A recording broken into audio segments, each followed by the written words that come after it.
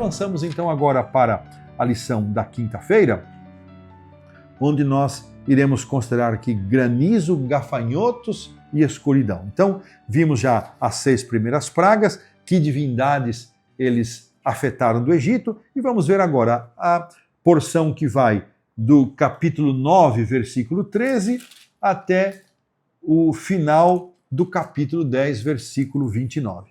Então, Nut era a deusa egípcia da atmosfera e do espaço sideral, retratada como aquela que controlava aquilo que ocorria no céu e na terra. Osíris era o deus das colheitas e da fertilidade.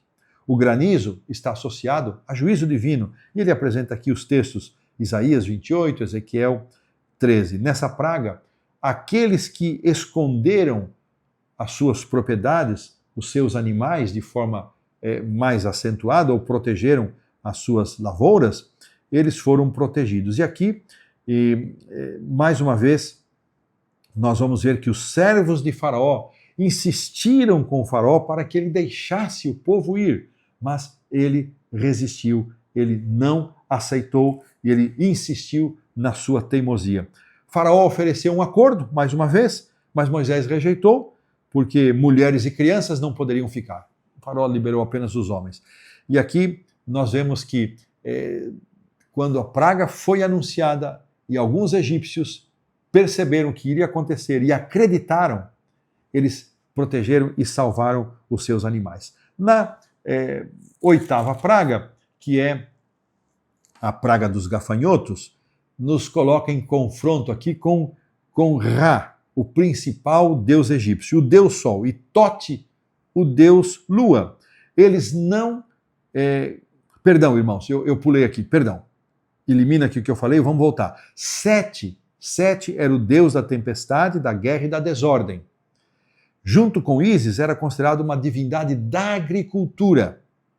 Shu era o deus da atmosfera. Serapis, a majestade divina, fertilidade, cura e vida após a morte. Nenhum dos deuses egípcios impediu os juízos divinos. Isso ficava cada vez mais evidente, a ponto de os servos de Faraó insistirem com ele. Mas ele endureceu o coração, ele não aceitou. Então agora sim, a praga 9, Ra era o principal deus egípcio, o deus Sol, e Tote, o deus Lua. Eles não conseguiram produzir luz durante aqueles dias de escuridão. Que coisa tremenda. Essa 9ª praga, ela, por 3 dias, interessante isso, por 3 dias, eles ficaram em escuridão. Independente das calamidades que atingiram a nação, o faraó não considerou ceder, resistiu, e nós não podemos saber exatamente quais foram as suas motivações mais profundas, mas quem sabe apenas o orgulho, a principal nação da terra, tendo que ceder para um povo a quem eles consideravam inferior, escravos, eles não consideraram. Um exemplo marcante do que pode ter acontecido antes da ruína, Provérbios 16, 18, vem a soberba, e o espírito orgulhoso precede a queda. Irmãos, o orgulho é uma desgraça. Ele foi o combustível para a queda de Lúcifer. E o orgulho pode ser também a destruição e a razão da perdição de muitas pessoas. Que Deus nos livre do orgulho.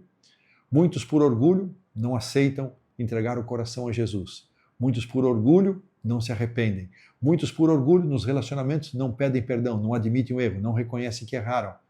Que Deus nos livre do orgulho, que é a essência do próprio pecado original.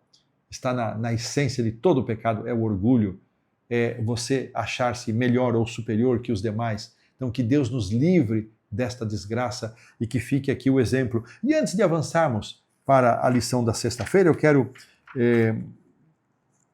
me valer aqui da parte do auxiliar do professor para compreender e utilizar uma análise que foi feita muito, muito interessante de como as pragas elas foram num crescendo. Então, elas foram se intensificando, se tornando mais intensas, e aqui nos é dito que as 3 primeiras pragas, que inclusive caíram sobre o povo de Israel, elas foram leves, rápidas e não causaram danos maiores e nem mortes. As pragas seguintes, 4 a 6, que nós estudamos na quarta-feira, elas foram já mais sérias e mais prejudiciais. Produziram prejuízo em propriedades, no gado, e afligiram também os seres humanos com feridas. Mas as 3 pragas seguintes, as pragas 7 a 9, elas foram devastadoras. Essas pragas do granizo, gafanhotos e da escuridão envolveu a morte de homens e de animais. Então, de modo geral, também encontramos aqui, cada praga foi precedida por um tipo de aviso ou de apelo.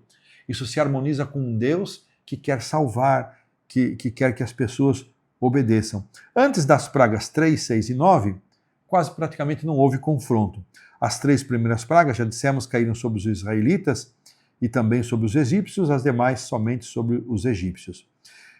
Antes que a primeira praga acontecesse, Deus realizou aquele milagre, e depois da 6ª praga ocorre a expressão que Deus endureceu, mas na verdade a decisão de Faraó já estava tomada e Deus não impediu que ele endurecesse o seu coração, sendo a última e 10ª praga a mais destrutiva.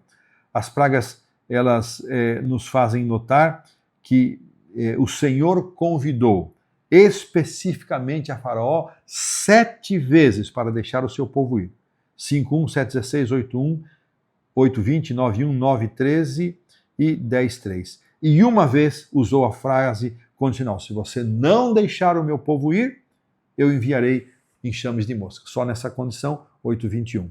O Faraó consentiu após a 2ª, 4ª, 7ª e 9ª pragas, mas depois voltou atrás e não permitiu. Ele chegou até a solicitar que Moisés orasse por ele para pôr fim às pragas e intercedesse por ele, mas mesmo assim ele não aceitou. Algumas coisas interessantes sobre as pragas, e desta maneira colocamos um ponto final na lição da quinta-feira.